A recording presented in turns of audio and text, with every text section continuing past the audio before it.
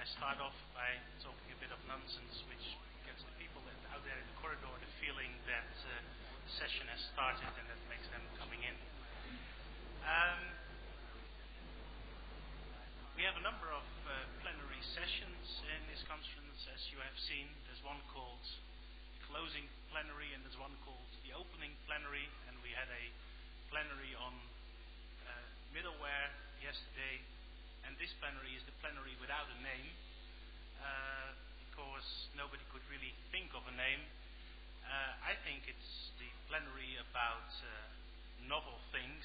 We will have two presentations, one about, let's say, novel technology, second one also about novel technology, but also about the operational consequences and the business model consequences that go with that. So I think we will have a very interesting session that will give you some food for thought and set some themes for further discussions during this conference. So let me introduce the first speaker, who knows a lot more about the place where we are than I do, because Professor Gilenbi is a native of this country, Turkey. He studied at the Middle East University in Ankara. He holds a master's degree, PhD, from Polytechnic University in New York, and a Doctor of Science degree from University of Paris.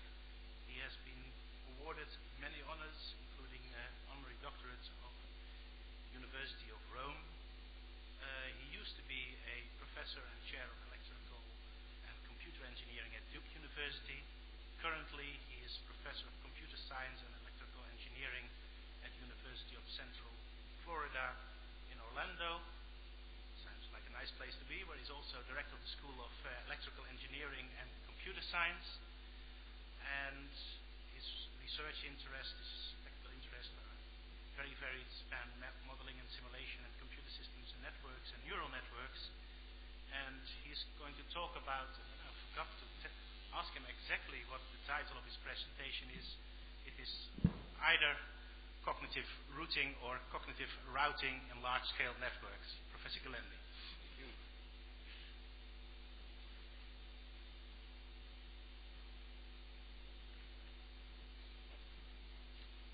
I think I have a working microphone here. Do I? Yeah, I do. Okay. Well, this morning I was very quietly having my breakfast, and along comes our session chair and says, Errol, actually I have this fantastic idea. People were so enthusiastic about the belly dancer last night. Could we substitute the belly dancer for your talk? I said, how can you do this to me? I was going to say some very important things. So unfortunately, here we are. It's me rather than someone else. My presentation is about a... did I convey our conversation correctly? Yeah. Yeah. They find out later. My presentation this morning is about a revisit of routing in packet networks. Many years ago, in the early 70s, I was a junior member, a young member of a project that took place in France called Cyclade. Probably many of you don't know what it is, and some of you who may know about the history of the internet may know what it is. And at that time, there was, of course, the ARPANET project you have all heard about, and there was a similar project in France. And the project in France was working quite closely with Bob Kahn's group in the US. And a lot of the concepts, for instance, the term datagram was coined by the French team. Louis Pouzin was one of the figures there. So we were kind of very involved in some of the ideas that we today, all of us, take for granted. However, those ideas associated with packet switching that came out in the 70s, which to a large extent have survived until today, were based on very different premises. Very different premises. One So some of the limitations of the access networks that we have today, for instance, packet sizes and so on, were not natural to packet networks in those days when people were designing packet networks. The idea that there would be Ethernet, I mean, Ethernet came probably 7 or 8 years later in terms of a technology, and many years later in terms of an actual product. So a lot of the things that surround networks, surround the internet today didn't exist. The workstations didn't exist. The packets were being sent by large mainframes. The networks, of course, the experimental networks of the time were much smaller. 5 nodes was a big network, 10 nodes was a huge network. And the preponderance of email, what we're doing today with massive emails, we're all kind of writing things right now, that was also something that no one really expected. People thought that file transfer was going to be the main activity, the main massive usage of the internet would be file transfer. And of course the web, no one even imagined that the web would exist. So the internet developed, of course, all the email came along, and Ethernet came along, and the web came along, and so on. But a lot of the concepts related to the internet have not changed radically. Okay. It's very interesting to see how groups develop legacy behavior. For instance, people talking about active networks are viewed as upstarts. How can you talk about this? This is not reasonable. Yet the internet itself was started as an upstart activity and was very, very seriously fought against by the telecoms of the time. In fact, these fights with the telecoms were not just merely technical discussions. They were actually, in some cases, character assassinations. For instance, the French team, Louis Poussin and some of the people who surrounded him, really had their careers destroyed because of what they were doing, what they were trying to develop at that time. So I think we must realize that the internet itself was, you all say that, of course, it's a revolution, but it's surely not, and hopefully not, the last revolution. We will see other changes in communication technology. Of course, the applications will evolve slowly in terms of the user legacy and the user desires and so on, but we may see some significant changes in the way the system is run. Now, if our colleague Farber, who apparently is not coming, had been here, he might have said that basically the network is going to be a backplane. And that's what I heard him say some months ago, 6 months ago or so, perhaps a little bit more, maybe even 12 months ago at Carnegie Mellon University at the meeting where we both were. So you may see some significant changes. It may be in the form of backplane type networking, which is one possible direction that optics will take us. It may be something else. But my talk will concentrate on a very small part of the system, which is basically IP routing. And I'll try to describe to you some ideas we're developing. And these ideas are not just ideas, it's actually a test bed. And we have implemented the test bed, it's running, we have measurements and so on. So we call this cognitive packet networks. You always need some kind of buzzword, so that's what we call them. Okay. Now, to understand these ideas in some detail, first of all, the point that we have to look at is that we are revisiting the IP block. What we propose can run well under TCP, and it is compatible. You can dress and undress our packets so that they can live in the IP world, in the pure IP world. However, it is basically another way of doing, if you wish, IP, of doing routing. So that's something that you need to understand.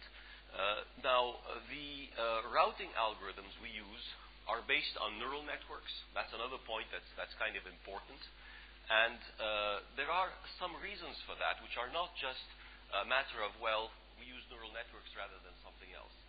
When you define algorithms in terms of neural nets, you have the possibility of handling adaptation, but you also have the possibility of highly limiting, structuring in a very precise manner the algorithm and the data structures that you use. Suppose we use some general AI technique in these networks. The problem with that would be that you would be having a very open-ended approach to doing things, and you might end up with huge data structures, very complex algorithms, huge tables and so on. That's obviously what we don't want to do. We want to have a real-time system. We want to have very limited data structures. We want to have very specific algorithms. And that is why we have looked at neural networks, and we have implemented neural network algorithms. As we were doing this, we actually looked at a variety of approaches using neural networks. And I'll try to point to some of the things we've been doing. Now, before we actually implemented our system, just like with CCLAD many, many years ago, we ran quite a few simulations and mathematical models, see whether our algorithms could potentially work. So I'll be mentioning that. Then I'll be telling you a little bit about the details of the routing algorithm, which we call cognitive adaptive routing. Now, in the networking field, any acronym is used at least n times. So in this case, CAR, as you probably know, also means something else. But by CAR, we need cognitive adaptive routing. So that is the kind of the general presentation I'll be talking about. I'll also be mentioning our test bed. And some of the stuff that I will list as future work is already actually done. So we're a little bit ahead of the slides that you have here. It's always that kind of situation when you're involved in an R&D project. Now, as you all know, and I'm perhaps advancing at a too slow pace, but as you all know, what we want to have is capabilities for delivering packets, but also capabilities for flow control, error control, and routing. Now, in effect, the system that I'm going to describe, the IP equivalent, if you wish, or IP variation system that I'm going to describe, differs from IP in that it concentrates the capabilities related to routing in the packets rather than in the routers. One way of explaining this is that it's a shift from the train system, the railway system, to the automobile system. Now, of course, we are in Europe. Everyone prefers trains, except perhaps in Turkey. Turks prefer buses.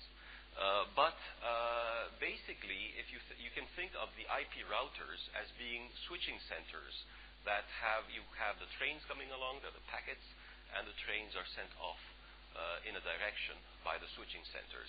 We would like to move this capability more towards the packets. This is not the only point. The second point is that we want to do this based on quality of service, and we will see how quality of service gets built into this. So we want to have the switching done by the packets as far as possible, based on their own quality of service needs. Okay? The way we've implemented our system, it runs under TCP, but in fact, it has some of the TCP functions are actually implemented within this cognitive adaptive routing. Okay? Now, here are some basic ideas about our approach. Our idea is that packets route themselves, whatever that may mean. Okay, and I think this will be a little bit more precise with time. Now, they are assigned goals. So, if you think of a connection, the connection has some goals. So the goals are basically the quality of service. The first thing is, please get the packet to the right place. But then you have the other goal, which is, I would like to have, what I really want is minimum delay, or I want minimum jitter, or I don't want the loss to be too high, or whatever. So you have goals of this form that are assigned to the packets, which are part of a connection. And the packets learn to achieve these goals. Now, what do we mean by learn? Packets learn in two ways. They learn from their own experience, their own observations, but they also learn from the experience of other packets of the same connection, or of the same class, if you wish, QoS class.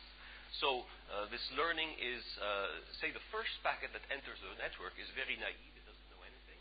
And as time goes by, as more and more packets go through the network, the packets share information. This information on the slides, and we of course have classes, QoS classes. These are you know, the manner in which you organize sharing of information is through classes. Now, the last statements that packets do not rely on nodes for routing, of course, is in a certain sense nonsense, because if you didn't have nodes, you wouldn't have a routing problem, and you wouldn't have a routing at all. What I mean by this is that the nodes act as basically passive entities. They're just computational resources, storage resources and computational resources rather than decision-making elements.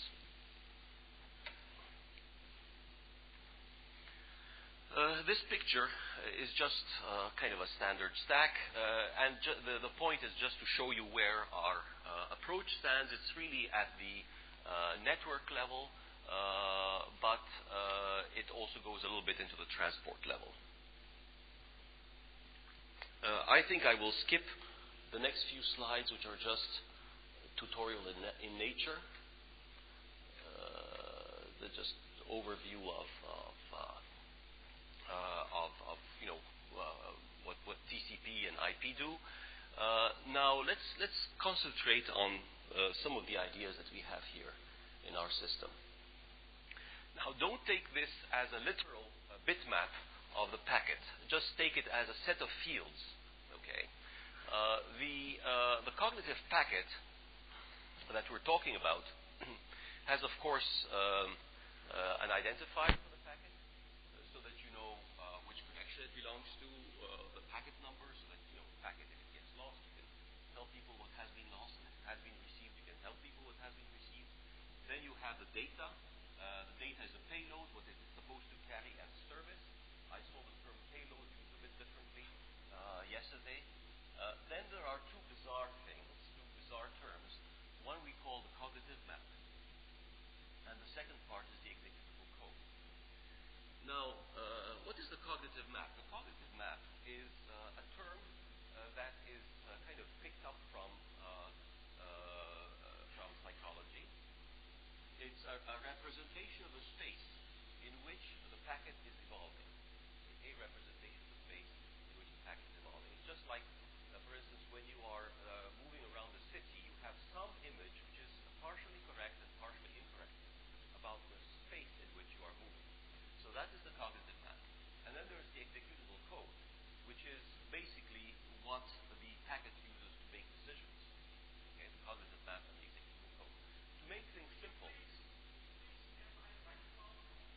Oh, I'm sorry. You see, I have a microphone right here. Yeah. The problem is I have a microphone right here, and when I stand in front of the other microphone as well, then I become very, very loud. Can you hear me now?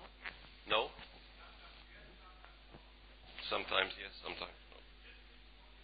Maybe use the podium mic only then. Yes. Can you hear me now? Okay. I'd rather move around. I'm kind of a jittery person. I don't minimize jitter. So the cognitive map and the executable code. Well, the cognitive map, the simplest version of the cognitive map might be a source code. Sorry, a source routing information. So which says, you know, go here, go there, go there, go there, go there, and then you get home, or you'll get where you need. That's the simplest form of a cognitive map.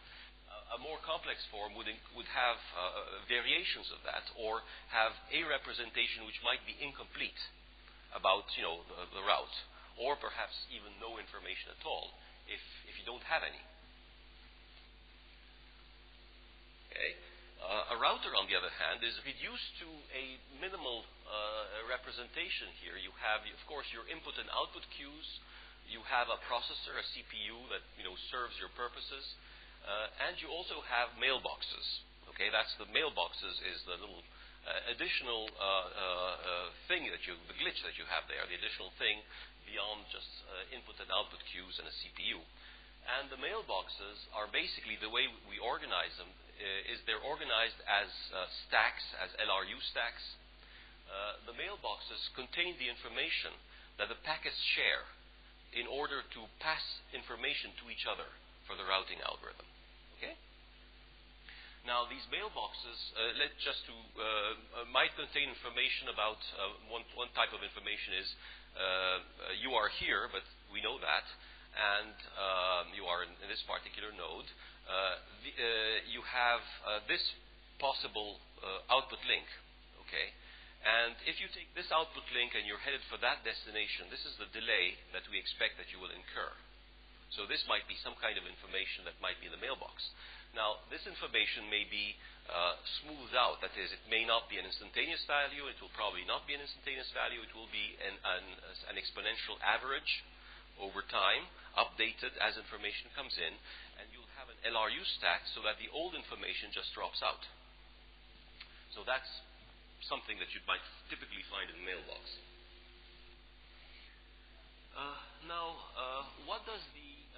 What happens to the packet when it arrives at the node? Well, the packet is in its input queue. There may be some priorities associated with this. At some point, the packet is processed. Okay, the cognitive packet is processed. The processing itself is you take the cognitive map, you take mailbox information that may be relevant to this packet, to this particular packet. For instance, you may have, in the mailbox, you may have a stack which is related to a particular QoS class. And you say, well, this packet belongs to this QoS class. So you take the mailbox information for that concerns that packet. You take the cognitive map. It's executed with a code. Okay, then you update the cognitive map, and you may deposit some information into the mailbox. Okay. Now, when you say this, of course, you immediately think about, well, active networks. So this is a form of active networking.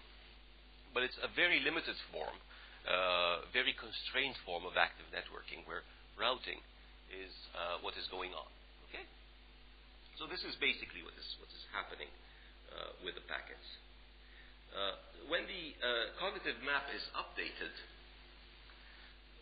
then basically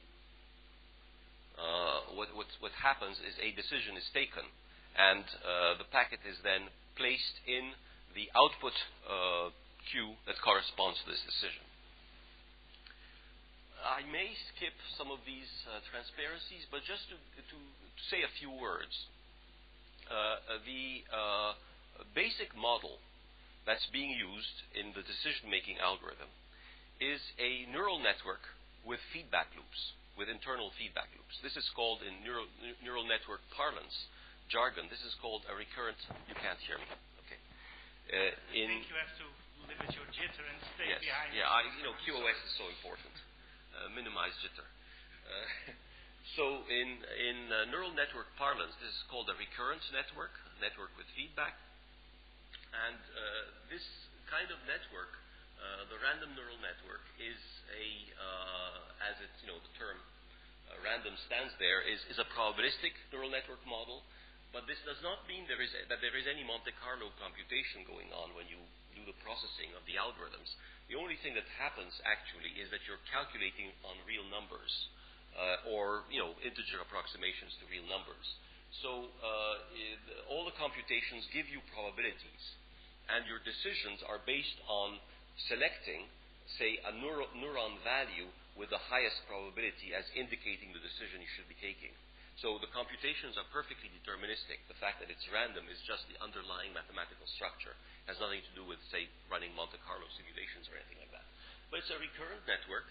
And for those of you who know something about neural nets, you say, well, if it's a recurrent network, we may have computational problems of existence or uniqueness. In this case, for this particular model, the solutions exist and are unique, even though they are nonlinear systems that we're dealing with here. The solutions exist and are unique simply because what is being computed is a probability distribution over all possible states, rather than a particular state, where you may have, all the kinds of things that you may recall from nonlinear systems, the difficulties that you may recall from nonlinear systems. So you're computing a distribution over the set of states. This distribution over the set of states gives you probabilities. And you use these probabilities basically as the decision-making element. So what would you be doing? For instance, suppose that you have a finite set of outcomes which you will have in any node. You either take this link out, that link out, that link out, or that link out. Your neural network will allow you to compute the probability that any one of these outcomes is the correct outcome. You will select the outcome whose probability is highest. And you'll say, well, I will do this because the probability that this one is a good one is the highest among all of them. So basically that is what is happening. Again, I'll skip a little bit. Skip a few slides. Okay. Now, the algorithm that is being used, that we, after testing a number of neural network algorithms with this particular neural network model, we ended up homing in, deciding that a reinforcement learning type algorithm was a good one to use for a couple of reasons. Computationally, it's very simple. It's one iteration. It's a one iteration type algorithm. You update weights and you compute the state. You don't have gradient descent type learning, lengthy learning procedures, and of course we want real-time behavior. That is one reason. The second reason is that it's the kind of algorithm that has been previously successfully used in searching in mazes. You know, robotic motion. How do you find your way in a world that you partially or incompletely know? So these algorithms have been used previously for this kind of application quite successfully. In fact, they're also behind some chess-playing systems, very successful chess-playing systems developed by IBM. So reinforcement learning is the technique that we homed in upon, that we've been using. The idea is very simple. The information in the mailboxes is used to calculate a goal. This goal then turns into a punishment or a reward for the neural network. Punishment or reward translates into changes in the connection weights in the neural network. One step changes, then the state of the network is computed, and the probabilities of the different outcomes indicate which outcome should be selected. Okay? So very simple approach. As I told you, before we actually built the test bed, we ran some simulations, and we did this on a 100-node network with a flow of traffic from the north edge to the south edge, and from the south edge to the north edge. The network is 10-layer deep and 10-layer wide. In fact, it's in order to remove asymmetric behavior, we had organized it in a torus. Okay, so this was an interesting test bed, and down there you see the kind of goal that we take. The kind of, I've used the word goal several times. It's a weighted sum of end-to-end delay of a packet plus loss of a packet. L stands for loss, and W stands for delay. And just to give you an idea of the kind of results one gets, I'm sorry for you not perhaps seeing very well the curves, but you probably just about see them. On the left-hand side, you have average end-to-end delay for a packet as the y-axis, and as the x-axis, you have load on the network in normalized traffic.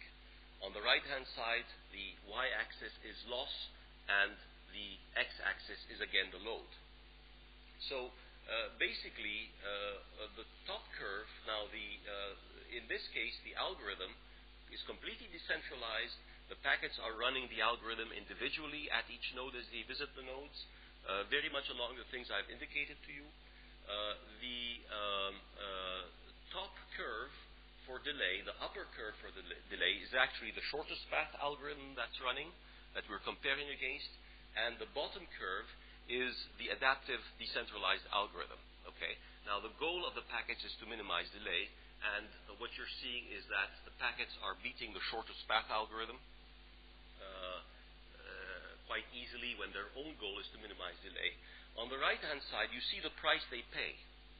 The price they pay is much higher loss rate because their goal is to get there quickly. They don't care about the loss, and that's where you see the effect of the fact that the goal only includes delay, doesn't include loss. Now, I think the next curve will show you the case where you have your goal is a combination of delay and loss. The algorithm is run in a decentralized manner across the network. Again, we're comparing with shortest path. What we see in this case is that the delay is roughly comparable, both for shortest path and for the adaptive algorithm. On the other hand, now you have delay and loss as your goal in your quality of service criterion, and what is going on is that you are improving the loss substantially. You are reducing your loss rates as traffic gets high. Okay, so you see results of this nature. Now, what I'd like to do as a next step, more of these results, is go a little bit into the details of the actual routing algorithm. You know, what is being actually implemented? What are we implementing? In effect, in our algorithm, we have three types of packets. We have smart packets, which are actually running this algorithm, which are running this decentralized learning algorithm. We have dumb packets. Dumb packets are just doing source routing based on information that has been brought back via the smart packets. And then we have ACK packets. ACK packets are just carrying the information back, saying, well, this smart packet has arrived successfully along this route. Please use this route. So the ACK packets head back along the collapsed, the smart packets may be searching, may lose time, duplicating routes and so on. The ACK packets use the shortest collapsed version of the forward route of a smart packet and bring back information about the delay that has been incurred. And the dumb packets just follow the advice of basically the ACKs. So we actually have three kinds of packets, not one. At the cognitive packet network routing level. So this is basically how the system works. And what is the kind of information that the ACK packets bring back? Well, when a smart packet moves forward towards its destination, when it visits a node, it registers the date at which it has visited that node. Okay? When it hits the destination, it generates an ACK packet which heads back towards the same node, will come back through the same node, and when it visits a particular node, it will again register the date at which the ACK has visited the node.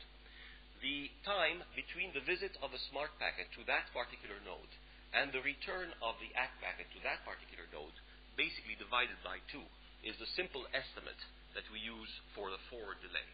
Now, this avoids having to synchronize clocks in the various nodes. So we use that as a kind of a simple implementation of the kind of exact version, which would require you to actually know the dates as you go forward and know the relative dates so that you know exactly what the time is here and the time is there and so on. But that's too expensive to do.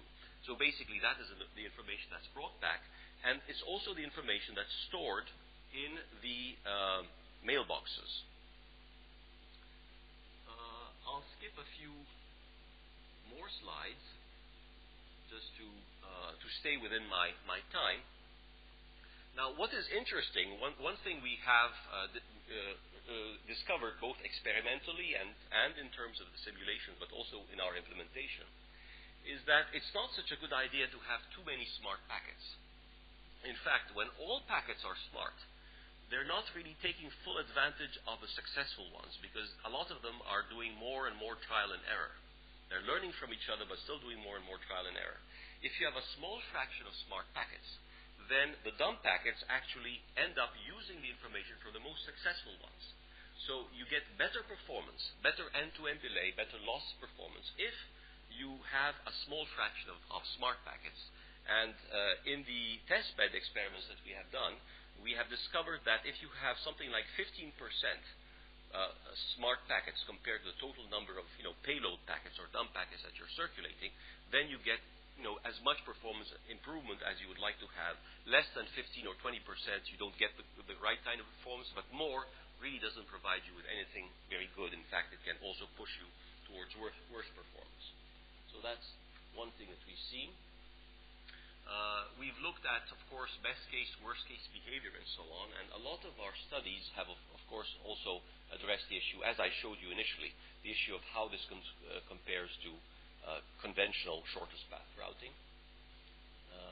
Skip a few more slides, I think.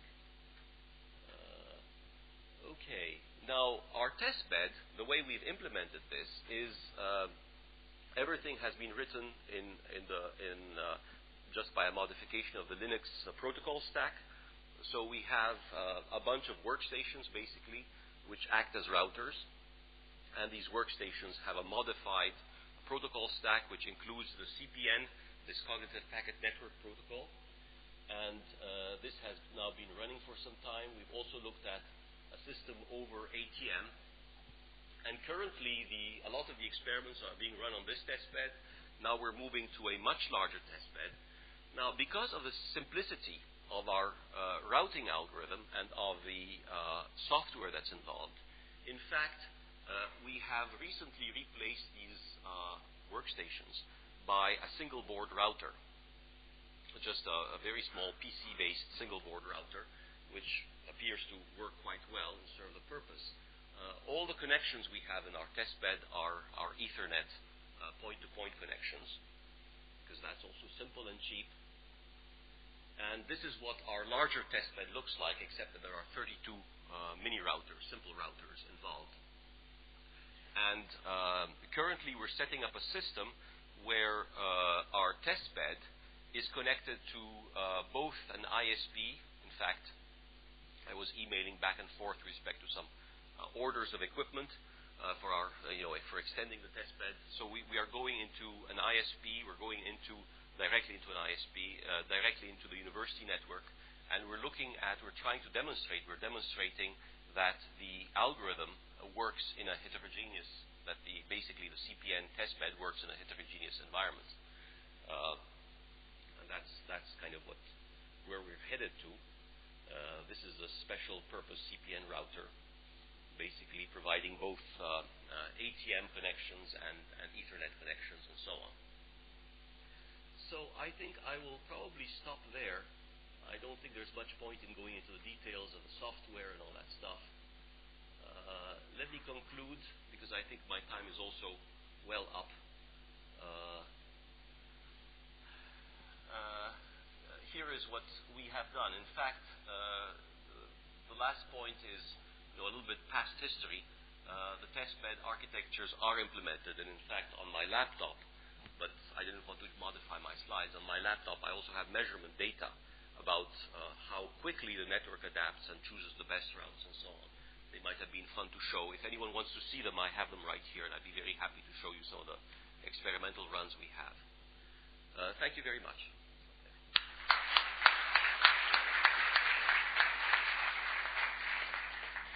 I think we have time for one or two questions.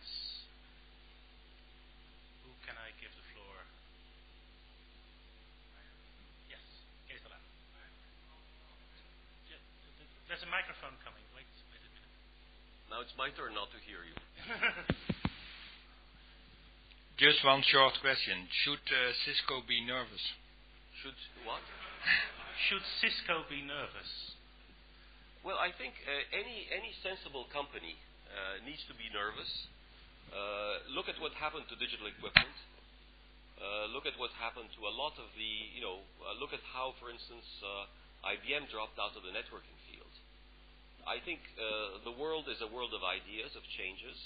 I don't think Cisco needs to be nervous because of us, but Cisco needs to be nervous in general because of others like us as well.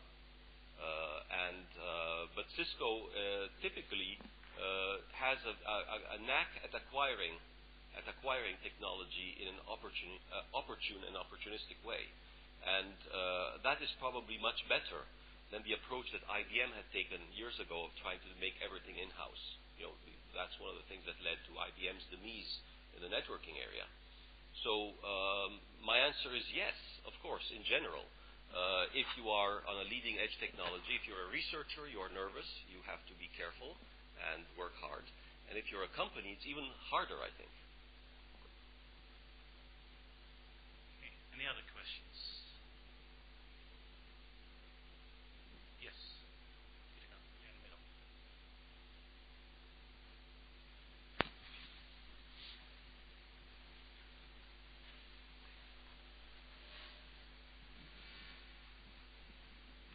Thanks.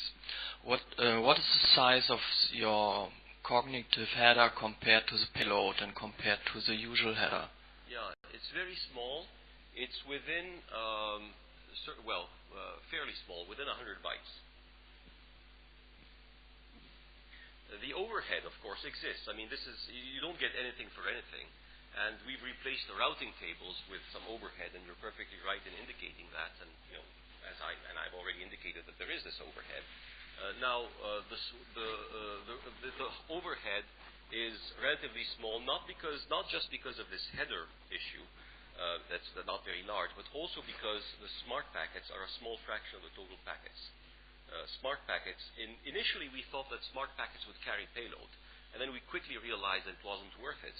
So our smart packets do not carry payload, the dumb packets do. And the dumb packets do nothing intelligent. They're, as their name indicates, they're dumb. They follow advice.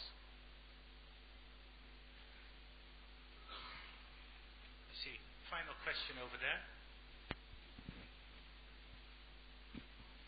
How does this algorithm scale with the routing table, and how can it cope with protocols which are not SPF based, like BGP is not SPF based, it's policy based? The scaling, of course, is the big advantage. The scaling is the big advantage. If you look at the size of the data sets that you need, they are proportional to the number of active connections in a node. They're not proportional to the data structures within the stacks, the mailbox stacks. They're proportional to the size of the active connections, not proportional to the size of the network addresses. Or the square of them, or whatever. You can organize tables different ways. So basically, that's where you get your scaling effect. Your information is in a certain sense local. It's a little bit like in virtual memory. You keep local information. You don't keep all of the information. What you don't need, you keep away from you. So that's one thing. Now, relations to other things. There are many things that you could talk about, relations to this, relations to that. One thing we've looked at, for instance, in some detail, is relation to MPLS, for instance, because of the hierarchical nature of MPLS, the speed that you get, and so on. And this turns out to be a fairly reasonable way to do signaling in an MPLS-like system. So that's an important issue. Now, your other question was issues of compatibility, although I don't think I fully heard or fully understood your question, but you're looking at issues of compatibility.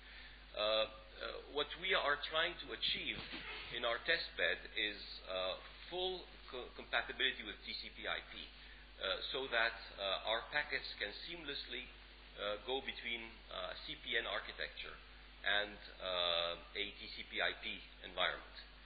So that's, I guess, what we're hoping to achieve, or what we think we are achieving.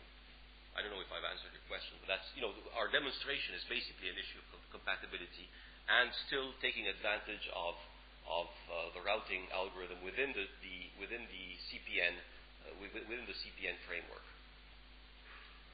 Okay, thank you. I'm afraid there's no more time for further questions. So if you have any burning questions, you have to get Professor Glenby after the burning, no. Question, yes. Okay, again, thank you very much, Professor Glenby. It's now my pleasure to announce the next speaker, who doesn't need much introduction in our community, probably well known to you. Bill St. Arnaud is the Senior Director of Network Projects at Canary.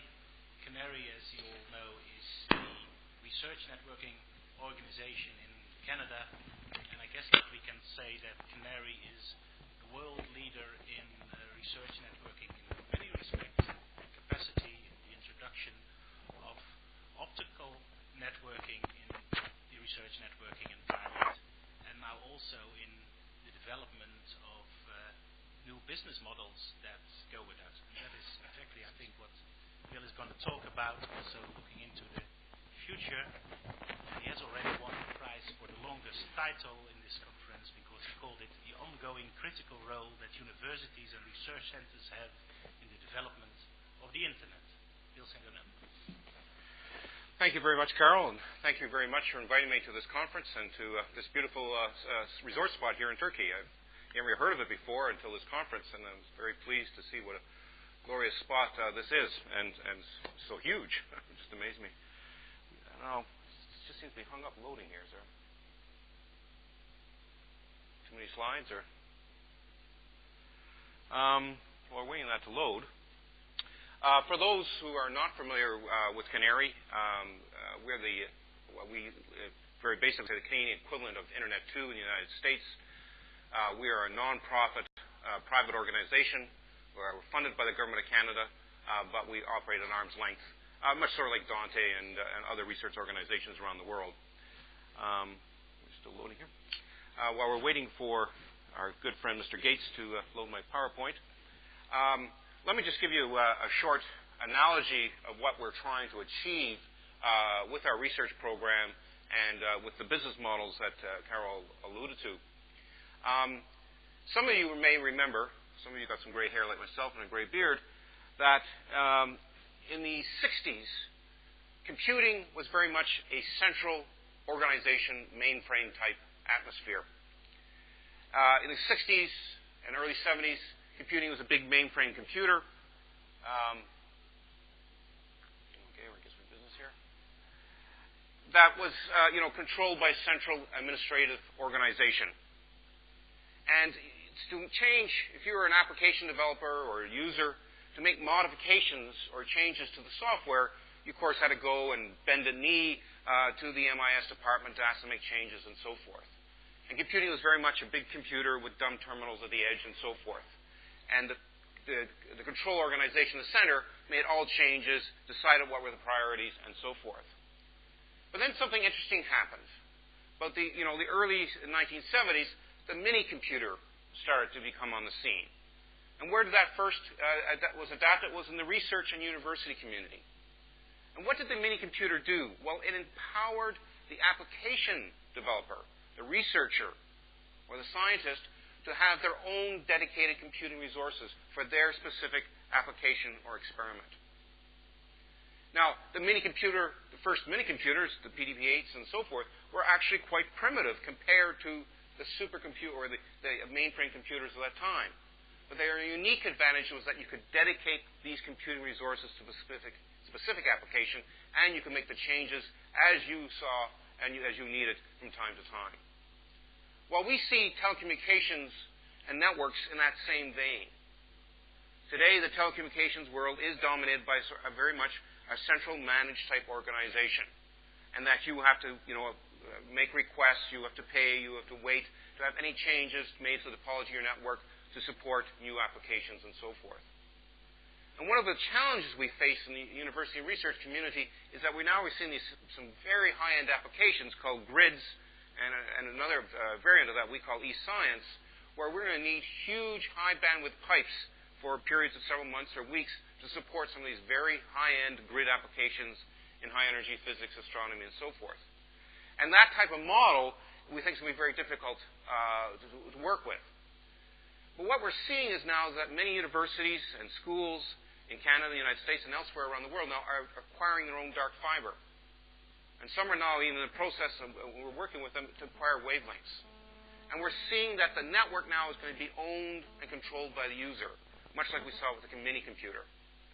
Now this opens up a whole new venue and some whole new ideas of how we look at networking. When you own the network, there's no more dollars per megabyte. You control the amount of bandwidth. You control the topology. And now you can adapt your network to any application you see fit when you want to do it and so forth. So we're just starting to see some of these very early trends now with our research and education community, and I'm pleased to say we're working closely with Supernet and others on these types of concepts, where now the university and research networks will have dedicated wavelengths which they can modify, reroute to change, adapt to these high-end applications. And who knows what the future will like. Maybe this will be the start of a similar revolution in networking as we saw with computing, ultimately culminating, of course, in the PC computer.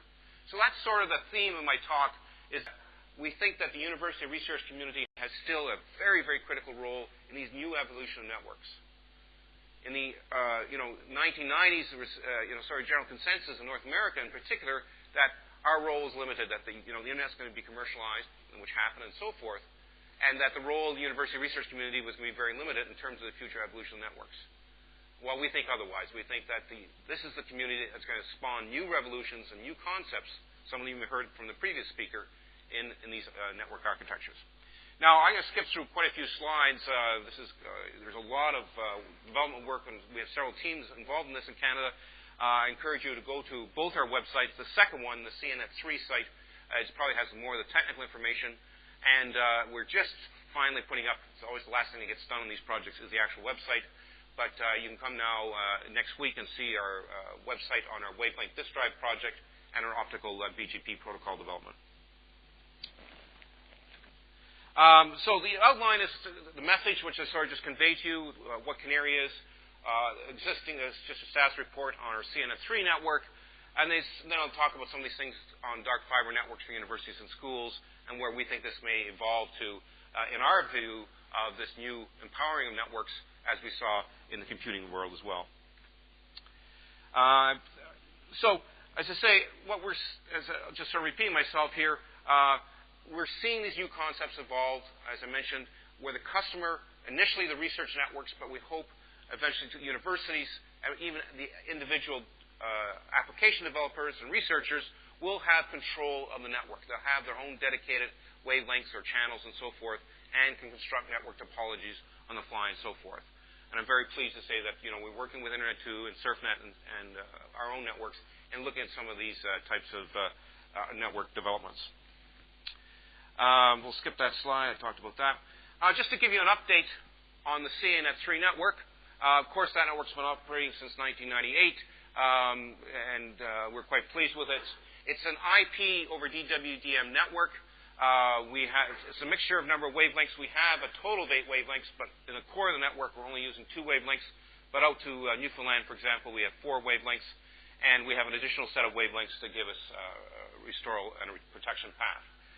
This isn't, although we use SONET or SDH framing, it's not a SONET or SDH network. We don't depend on SONET or SDH for protection restoral.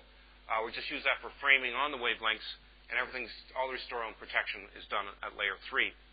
Now, there's many commercial networks around the world, and other research networks, have developed this model as well, and we sort of see it as almost as a traditional type of architecture these days. Well, the interesting thing that's happening in Canada is in our regions. Canada is really sort of a small subset of Europe. We have 10 provinces that really are quite independent. They each have their own research and education network that connects to our backbone. So we're somewhat equivalent to sort of the Dante.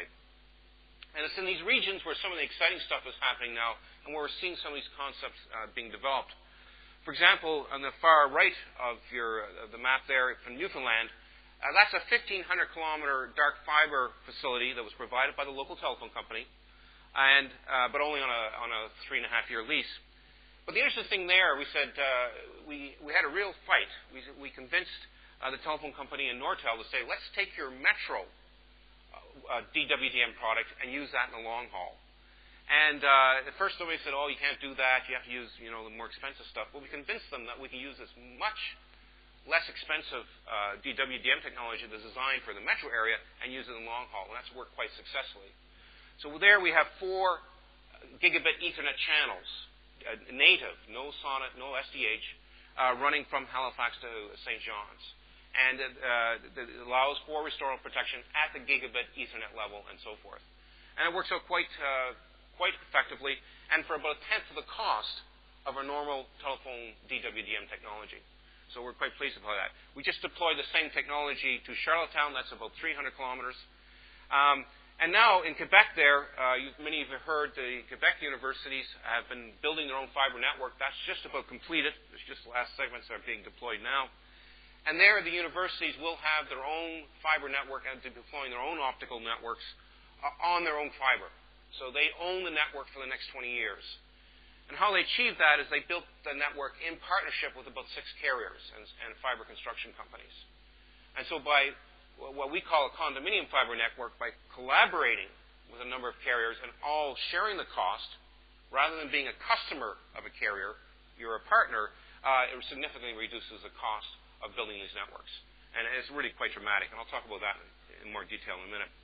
Of course, in Ottawa, my hometown, we are finishing up a fiber network linking all our universities, government departments, hospitals, some companies like Nortel and Cisco.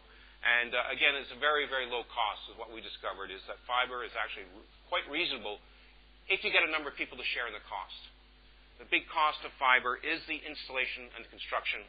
And so if you put in 400 strands and you get 40 companies sharing the cost, then the cost for each company actually works out very, very small. And just to give you a very quick example, we have 4 strands of fiber ourselves from our administration office in downtown Ottawa out to some research labs in the West End, about 22 kilometers. Those 4 strands of fiber, the cost for the next 20 years, one-time cost, is $11,000 Canadian, about $8,000 US. And that gives us now unlimited bandwidth. We can put on any type of devices at the end of the fiber, gigabit Ethernet, 10 gigabit Ethernet, whatever we want, and drive that fiber with the highest speeds we want.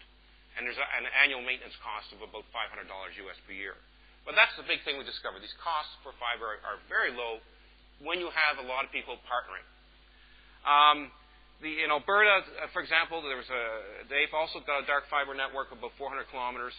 This is going to be expanded, to thousands of kilometers shortly. They've deployed something called coarse wave division multiplexing. This is a new technology that's now, last year we only knew of 1 company, now there's about 12 companies making this. This is, again, a much cheaper optical technology than the more traditional DWDM you see from the Nortels, Lucents, and so forth. And so, for a very low cost, about $200,000 US, they deployed this long-haul network, and it's 8 channels of native gigabit Ethernet.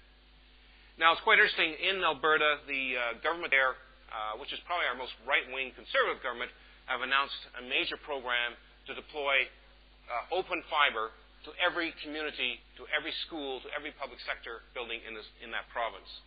Alberta is probably about, about the size of Germany and France, or maybe the size of Germany. And this is a major project they're funding, but that means it allows anybody, including competitive carriers, to buy fiber.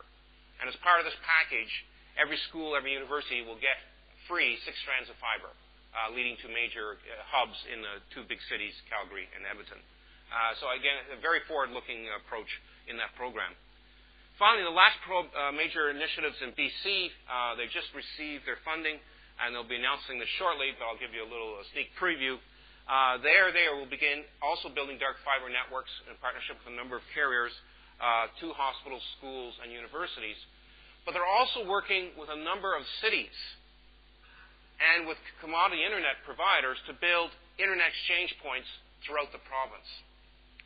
And so the universities are taking the lead and providing the technical know-how and sort of being the anchor tenant to develop commodity internet exchange points in about 8 cities throughout the province. So this will help the communities build dark fiber networks to support their local ISPs and businesses and so forth. And the research network, BC network, will also provide a wavelength transit service to the university community back down to the CNF3, CNF4 network. And again, so it's a very exciting model, and it shows what we believe the critical role universities can play in developing new business models and helping the local communities develop new competitive services and help the local ISP industry by being an anchor tenant or by taking the initiative in developing internet exchange points and so forth throughout the province. So all of this something we call customer-empowered networks. Some of you have heard about that before. There's many other projects going on around the world, in Holland and Poland and so forth. We also just heard about the Chicago Civic Net. That was just announced on Friday. There, the city is building what's called a condominium fiber network to about 2,000 schools and public sector buildings throughout the city. Again, on that same principle, cities and governments are starting to recognize that this telecom infrastructure is a fundamental resource for their future economic well-being, and they're treating it like roads and sewers. That by building this basic infrastructure, it will stimulate new services, help new businesses, lower the cost of telecom, and so on and so forth. And there's also now, we're working with a number of carriers who are selling something called dim wavelengths or virtual fiber. And virtual fiber is a process where you can buy a percentage of a strand of fiber. Rather than buying the whole strand, you buy a percentage. And if so, there's 40 wavelengths on that, and you buy 10%, you get 4 wavelengths. As the number of wavelengths are increased, you get additional wavelengths as well. So there's a number of new services and products out there which we think are changing the landscape in terms of how we look at networks. Of course, in the States, there's the Illinois iWire project. In Indiana, there's a project led by Tom DeFonte and Charlie Catlett. California has a project called DCP, where they are connecting up all their schools with high bandwidth. Georgia has a CERNet project, Stockholm, and so on and so forth. And I'm sure there's many others I've missed here, and many more I'll find out about today. And one of the driving things is behind this is something called condominium fiber. And it's the same concept as condominium apartment buildings. Imagine a world where the only way you could get a house was to rent, that nobody could own their own home. Well, that's what telecoms is like today, is that you must rent a monthly service from your favorite carrier. Now, that's still a valid market, and a lot of people like that. But we know there's a community out there who say, geez, I would like to own my network. Rather than paying a monthly service, I'd like to own my fiber, and so on and so forth. And once you give people their own fiber, they say, wow, this is great. No more monthly costs, no more increased costs every time I increase my bandwidth, and so forth. And now I'm in control of the network. Now, it's not for everybody, but particularly for universities and research organizations, it's very, very appealing. And so what we've discovered is a business model by working with fiber construction companies, who are now just discovering this as well.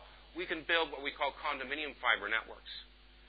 So we go and find sewer companies, companies that install pipes in the ground, because it's a lot of these companies who get the contracts to install fiber networks. We're often asked, how do you build these type of networks? We say, go find your local sewer contractor. And these are the guys now who are starting to realize, before the local telephone company would contract with them to dig up the road and put in the conduit. Now they're saying, hey, there's a business that we can put in the conduit and sell the fiber directly. And so there's a number of companies now getting into this business, but they don't understand. They're not a carrier. They understand how to put pipes in the ground. That's been their business for the last 100 years. And they're very good at it. So now they're doing this, and now they'll sell directly the strands of fiber to individual participating organizations. So what the process is that these companies will organize a group of, announce they're going to build a network, or you organize yourselves, and everybody agrees to buy their own strands of fiber. Some will buy 8 strands, and it's all point-to-point. Then they gather all this data together, and then they build this condominium fiber where all the separate strands are owned by different organizations.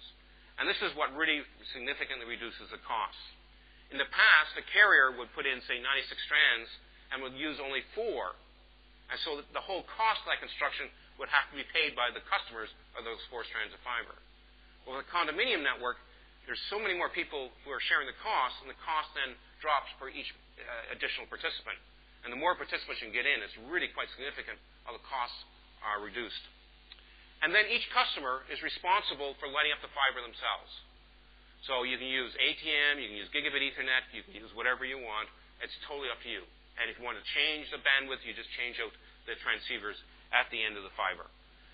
Typical payback time is usually about less than 18 months compared to buying a managed service from your favorite carrier. And some of the new long-reach lasers will reach 120 kilometers and so forth. Almost everybody, of course, is deploying gigabit Ethernet. It's something we're all familiar with. It's an easy technology to operate, and it's been very, very successful in that regard. So a lot of things driving this, of course. First is low cost. The cost savings are quite dramatic for the universities and research centers. Second, it's very easy to manage. Using now LAN technologies. We don't use SONET. We don't use SDH. By using LAN-based technologies, particularly gigabit Ethernet and soon 10 gigabit Ethernet, it's just the same as managing your own campus network. It's no more complex, in fact, even simpler. And so this is why it's very appealing. So the same people who manage a campus network can now manage a wide area network. But third, it also enables all sorts of new applications.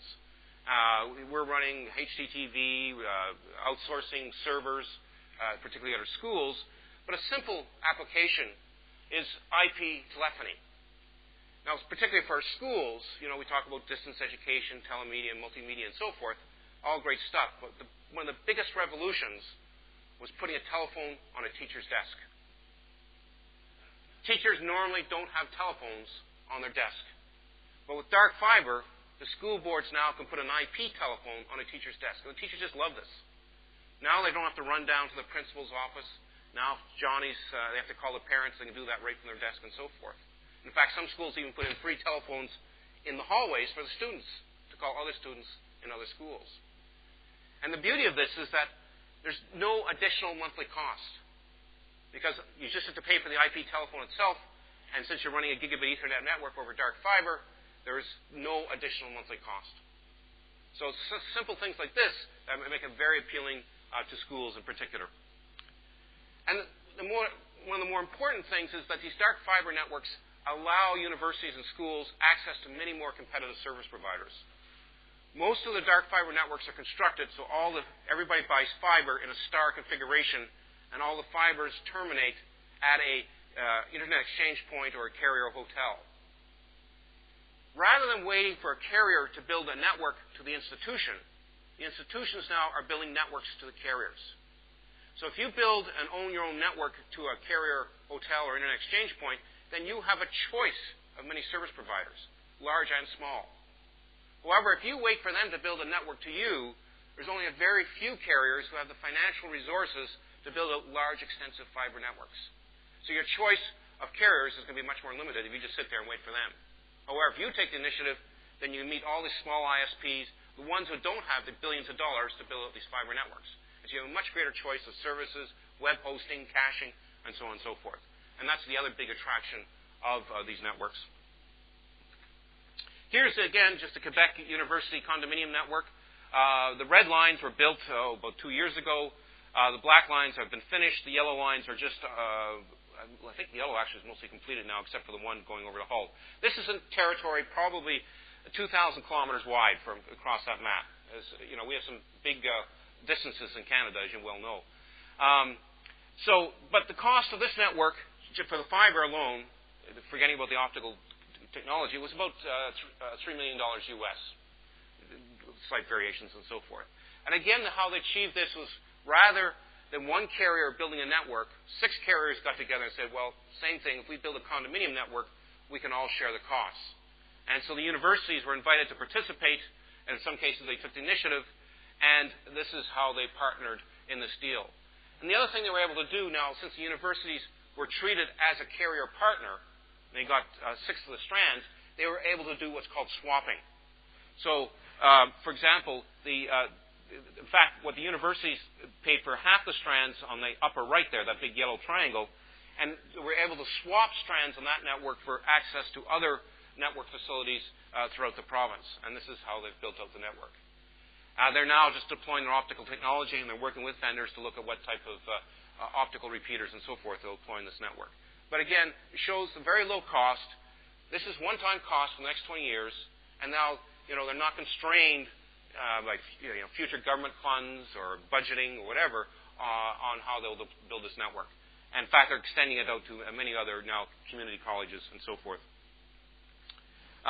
In the city of Montreal, this just shows you the public sector fiber builds. This doesn't show any of the private sector. This just shows fiber builds for all the schools and universities in the city of Montreal. So the red ones connect mostly universities and our research centers. The blue connect most of our schools, and so on and so forth. This is just a list of schools in Quebec. Now, this list is out of date, but this shows you all the communities and schools are building condominium fiber networks. And actually, there's now school boards throughout Canada, and this is very out of date. As I mentioned before, one of our more exciting projects in Canada is something called the Alberta Supernet project. Again, we're very excited about this because this is an initiative taken probably by our most right-wing conservative government, but who have recognized that fiber and telecoms is a fundamental infrastructure for the future of their economy and the future of society. And so they have contracted with one of our major telephone companies, Bell Canada, and I must give credit to Bell Canada for taking this view as well, is that you can separate infrastructure from services, that the telephone company doesn't have to own a vertical pipe. And so Bell Canada, in partnership with a number of partners, Bell Intrigue and so forth, are going to build this fiber network throughout the whole province of Alberta to every school, hospital, fire hall, public sector building, library in the community. But the key thing is going to be a 96-strand fiber network, is that it's any carrier, any competitor to Bell, any business or any school can buy strands in this fiber bundle. And so it's very much an open build and allows everybody to participate. So the government recognizes immediately it will increase competition, it will lower the cost of access, particularly for the smaller remote communities, and it will be a major benefit to the whole province. And as part of this project, as I mentioned before, the universities and the community colleges will get 6 strands of fiber dedicated to them, so for their own networking purposes, internet access, and so forth. Another major initiative in Canada is our National Broadband Task Force. This was formed by the Government of Canada last November, and its mandate is to look at how to deliver high-speed internet to all Canadians. They had to qualify that. They said all Canadians living in Canada. There's a large contingent who live in Florida. Actually, that became quite a debate. So this is just, they just are making their final report. They have got costing now for this, and it'll be up to the government to decide what to do with this. But they believe, but for surprisingly low cost, they can deliver broadband to all communities in Canada, and the government will just have to provide a little bit of seed funding, and the private sector will do most of the deployment. And I suspect the final recommendation on this will be very much what we saw for Alberta. It will be a condominium fiber network for all communities across Canada. This final report will be issued in June, in about 6 weeks' time, and of course, I'm sure we'll get lots of publicity and worldwide attention. Just some more examples. This is an interesting build in the city of Fredericton. This is a university town in New Brunswick in Canada. This is quite interesting. It's a small university town, about 80,000 people. The city was announced to build a condominium fiber network. They had businesses come up and volunteer and donate money to the project. The businesses in the community were so excited now that they're going to get competition, that they're going to have a greater choice than just a local incumbent telephone company. So it ended up the network's going to cost the city nothing.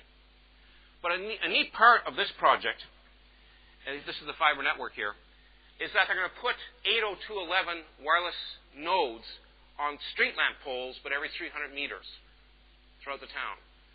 And what this is going to allow is the students free 10 megabit or 11 megabit 802.11 access anywhere in the community to the university network. So, as you know, students like to take their computers to pubs, and so they go to the pub, whatever, they can have their wireless LAN and connect up to the university network and so forth. So if their residences or their wherever they're staying in the community was in about 300 to 500 meters of one of these light street lamps, they will be able to get free access to the university network. And just shows, again, some of the creativity that happens with these types of networks. So they hope to have this deployed later this summer. Ottawa Fiber Consortium, this is part of we have, again showing some of the costs. One of the problems we had with this network, when people discovered how cheap fiber was, they went wild. One institution bought 40 strands. We said, what do you do with all this fiber? They said, well, we don't know. It's just too cheap not to buy it. So they got fiber everywhere. But it's quite amazing. This shows you the Ottawa build here. Now, one thing I got to say in the Ottawa build, this is one of the first condominium projects. If you want a textbook on how not to build a network or how not to do this, we did everything wrong in this one, though we're finally progressing. One of the problems is we didn't have an anchor tenant. You really need a university or a school board to say, I'm going to build this regardless, and this is my schedule. If you join in, everybody benefits. If you don't, I'm still going ahead. In this case, we didn't have that. So we had a committee of 26 people, committee of 26 lawyers, committee of 26 engineers trying to design this. It was painful. Committees cannot design networks. Here's some typical costs, just to show you these are municipal school board costs. Again, just to give you some real-world numbers on the cost of networks. Desert Fluent was a suburban school board. We had an independent audit done on this one, and that's on our website. Average cost, again, these are all Canadian numbers, about $18,000, about $15,000 US. Those are rural, very spread out, about 5 municipalities, about $18,000 US. Laval's the second biggest city in Quebec. Of course, a little bit cheaper there, and about $9,000 US on average per building. Now, these are all average numbers. You'll have one building that'll cost you $50,000, and 3 buildings will cost you $8,000. It really depends on location, how much you have to trench, and so forth. Typical paybacks, again, this shows you some of the cost savings that are available. I won't go through that too much. One of the big savings for the school boards is that because now with dark fiber, you're not worried about the cost of bandwidth. Before, schools would have an E1 or T1 circuit and pay $2,000 a month. So it was a big, fight to increase the bandwidth because that was a teacher's salary. Now with dark fiber, they can instead of worrying about bandwidth, they can use gigabit Ethernet, and now they can extend the school's LAN to a central site. So what they do is they bring all the school LANs to a central site. Then they can move all the servers and computers to a central site and dramatically reduce the number of servers. And this is, in fact, where the big savings come from. Because in the school board, they had 13 technicians who used to drive around with an armful of diskettes, upgrading software, maintaining all these servers, and so forth. Now they could be all relocated to a central site, more professionally managed, and so forth. And this just shows you the dramatic reduction in backup servers and so forth, and everything. The only increase was small Ethernet switches and hubs, of course, which they had to deploy in the schools themselves. So the basic concept behind these new architectures is, I'll just skip this slide, is that this is what we're seeing deployed in many of our communities, and this is what's happening in British Columbia. A university or a school board office will say, we will help to build a carrier-neutral hotel or internet exchange point. And the carrier is invited to bring their fiber there, and then from that internet exchange point, condominium fiber is built out to every school. And some of the strands are owned by the school board, but a number of strands are then available to businesses and other carriers to purchase and to offer services then to that community around that school. So the schools and universities now really act as an anchor for the building of these networks. And this is the exact model we see in Fredericton and in Chicago and so forth. And so the municipality helps by providing right-of-ways, providing conduit, and so forth. And by everybody sharing the cost, the private sector benefits as well as the schools and the universities. If you talk to the telephone companies, and they say, they are already starting to look at what comes after DSL. Some of our communities in Canada now have up to 50% penetration. 50% of the homes have cable modem or DSL. We have a very high adoption rate. And so, everybody's saying, well, we've got to start planning what comes after DSL and cable modems. Telephone companies believe in VDSL, but they have to get fiber down to about 200 homes to offer VDSL. Cable companies believe in something called HFC, hybrid fiber coax. They also have to get fiber down to about 200 to 500 homes. And even the wireless companies, the new 802.11 and other services, they also have to get fiber down to their nodes in the communities. Coincidentally, this is about the same serving area for a school. So by working collaboratively together, and this is where government can provide key leadership as well as the university community, then everybody benefits. By saying, instead of trying to build 4 independent infrastructures, let's work together. We all have the same objective. And then the schools benefit, the community benefits, as well as the private sector.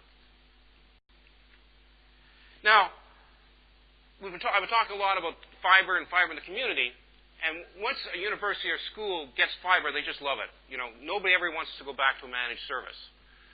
And it's just like, say, owning your own computer as opposed to, buying a service from a service bureau. Now, this is great in a community, but you can't expect a university to purchase its own fiber across the country or across the ocean and so forth. So we said, well, geez, if everybody likes owning their network, how can we extend this concept to larger distances, but without owning the fiber? And so the concept we've come up with is by letting universities and research organizations own wavelengths, where they can purchase a wavelength as an asset, just like they can purchase a computer and so forth. So this is the very basic concept behind our next generation of research network in Canada. Our CNF3 network contracts expire next year, and so we're starting to plan for our next generation network. And we're taking this concept of what we call customer-empowered or customer-owned networks to extend to wavelengths. And where the key thing is the customer owns the wavelength and also controls the routing of the wavelength. So rather than using MPLS or signaling to a carrier or going to a carrier and asking a wavelength to be cross-connected, the university can do that themselves. So we're starting some experiments in this, and I'm pleased to say we're working closely with SurfNet and Internet2, is that we're trying to develop the protocols and do some experimentation with the new Starlight facility in Chicago, where we will allow end users to be able to control and cross-connect their wavelengths in support of particular grid applications, these high-end, very bandwidth-intensive applications. So the new architecture for CNF4 is actually a large multi-wavelength network. How many wavelengths depends on how much funding we get, but we're hoping to acquire or purchase up to about 140 wavelengths from a number of carriers. In turn, Canary will assign these wavelengths over to our gigapops, our research networks, who in turn will give some of these wavelengths to universities and research institutions. And we're working on the protocols with two or three companies to allow the institutions then to route and control this wavelength. So, for example, the University of British Columbia could own the blue wavelength across the country down to Chicago, and they could cross-connect that wavelength, say, with SurfNet from Holland. And so to do that, University of British Columbia could signal to a university in Holland to cross-connect each other and allow this wavelength to be completed for, say, a high-energy physics experiment. They could make that cross-connect happen for a couple of weeks, and then later on, the University of British Columbia say, no, I'm going to change that blue wavelength and have it terminate in New York to connect to some other network. They make that decision because they own that wavelength. They do control the routing. And that's the fundamental principle behind that. There's no central management. There's no wavelength service in this architecture. Now, there's a lot of challenges with this. There's a lot of issues and so forth. And so we're working with some of our partners on developing these technical solutions. But this is the sort of the premise or the philosophical approach we're taking to this new network architecture. Now, one of the protocols we're developing is something called Optical Bgp. The other thing we're developing is something called Object-Oriented Networks. The Object-Oriented Networks very much follows on from the previous presenter's talk and with the active networks. But instead of packet-based, it's wavelength-based. And so we treat a wavelength as a software object with a method and an attribute. And so this software object, now this wavelength object, can be used in a middleware software like Globus and so forth. So if you have a high-energy physics grid for a particular application, the software application actually interconnects the wavelengths to create a network topology. And this is all on a big umbrella called object-oriented networking. And we have the prototype, will be finished in about 2 weeks' time. I encourage you to come to our website and you'll see, and the software will be freely available to the research and education community.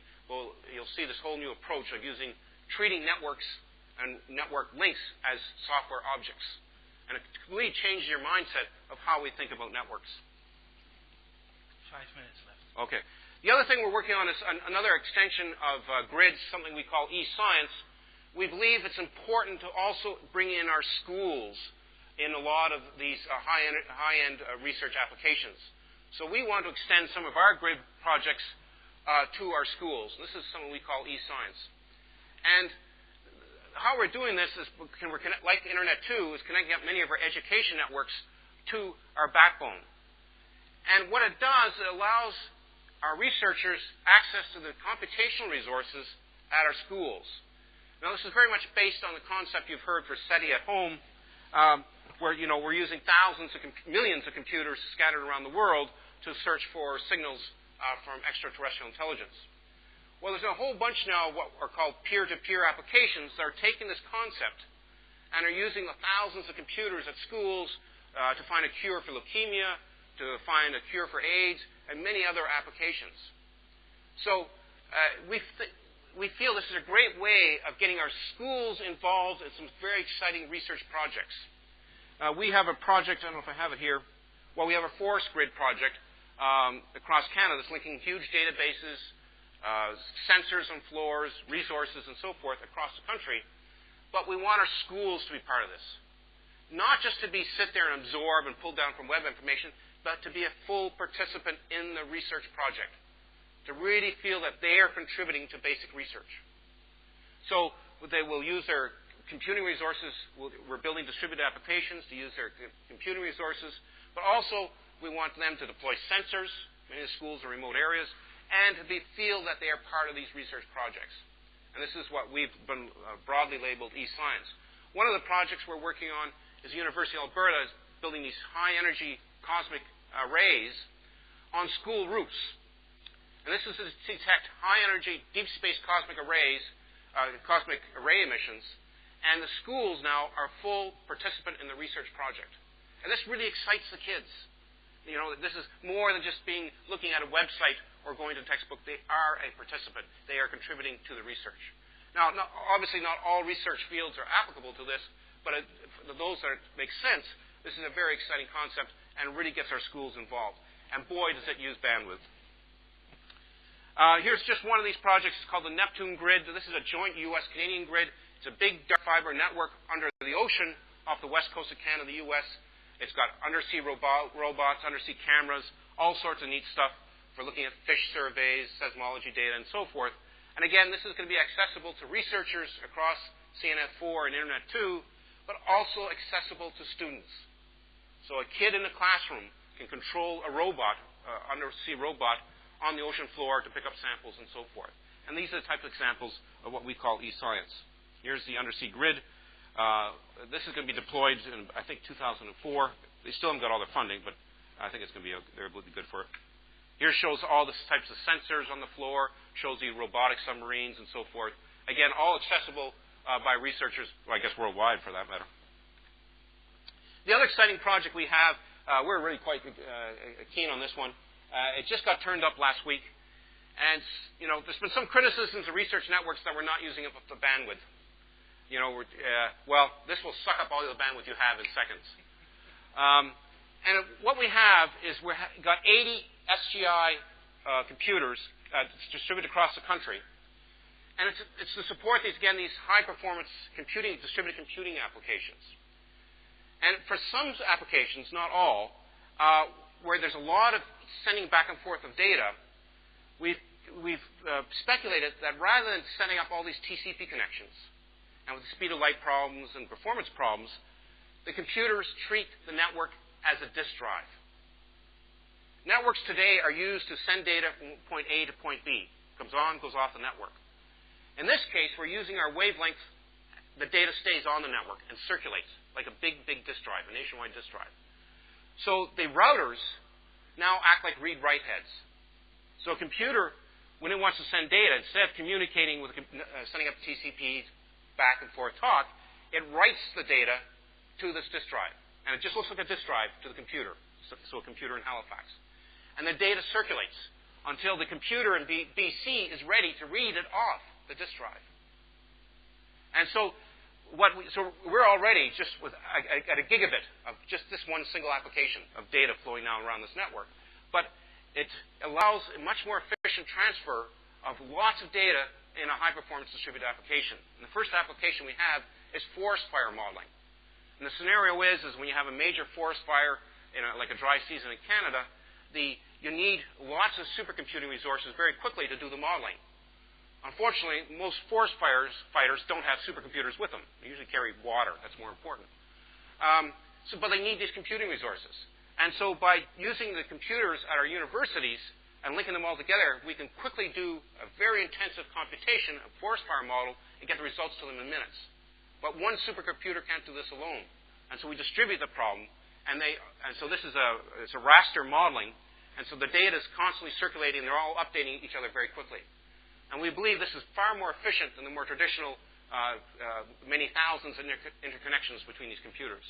One minute. Okay. So anyway, please stay tuned for the results. We just got this up and running last week. As I say, our bandwidth consumption jumped 1 gigabit per second.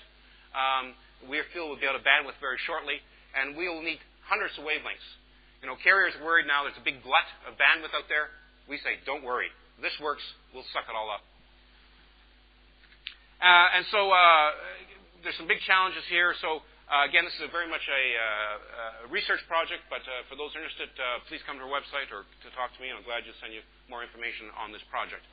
And I think I'll conclude with that. This is, I think, it continues to be a very exciting time.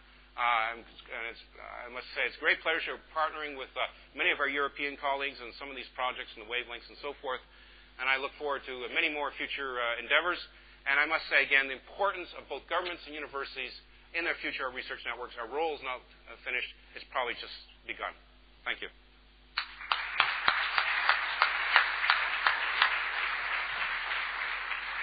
We're obviously running very much out of time, but we have a very thought-provoking presentation. I wouldn't be surprised if there are questions in the audience or people who want to speak against what you're advocating. Anybody from the audience? Over there.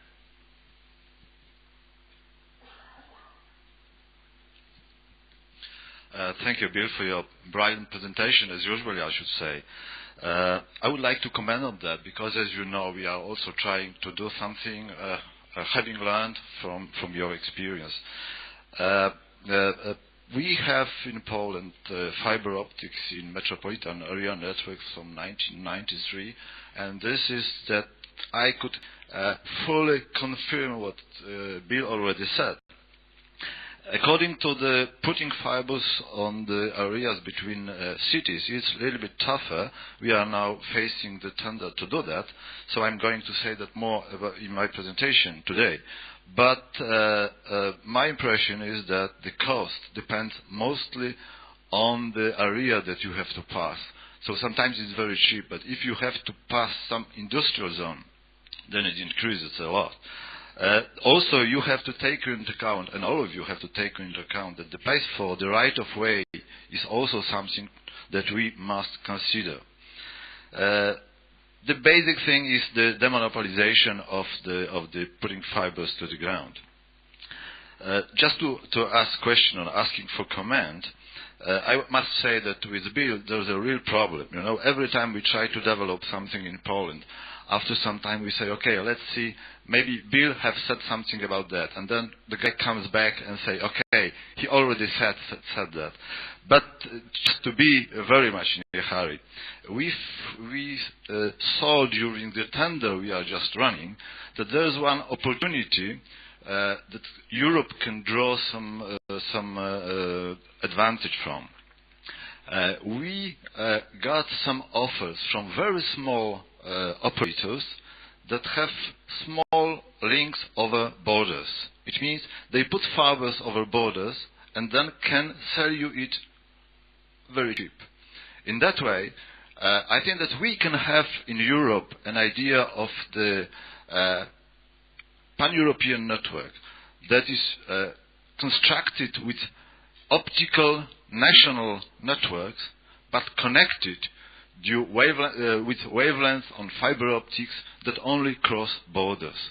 In this way, NRNs can put the assets to some joint initiative. This asset is going to be wavelengths on fibers, and then to create something like that. Could you comment on that? Is it a great idea or not? No, I think it's an excellent idea. The issue of right-of-way, as you mentioned, is one of the most difficult things and can be one of the most costly. And this is why we feel, again, universities and government can be very important. In the past, when carriers have asked for right-of-ways, the governments, the carriers just want to service the big, tall, shiny buildings, and so the government say, well, we want a percentage of that. You're just going for the low-hanging fruit. But when governments see that the fiber is going to service the universities, going to service the schools, they say, well, geez, we see a much larger social benefit. And so they can then make it much easier. And as we've seen in Chicago and Alberta, they can eliminate the cost of right-of-way. Or they can use the roads and so forth. So they need to be that partner. And so, and that's what so many of our carriers, I've got to give credit to Bell and Telglobe for this, is that they're recognizing that this partnership helps them as well. And so that they don't have to own the whole vertical service layer. And I think as more and more carriers become educated that they can separate infrastructure from services, then I think you'll see more of these things happen. And I believe that it would be very easy then to build a European-wide optical network interconnecting national networks. That should be possible. Thank you. Is there another brief question? I think we are competing against a nice cup of coffee on a sunny terrace overlooking the Mediterranean, and even Bill can't stand up to that. Thank you very much for the presentation.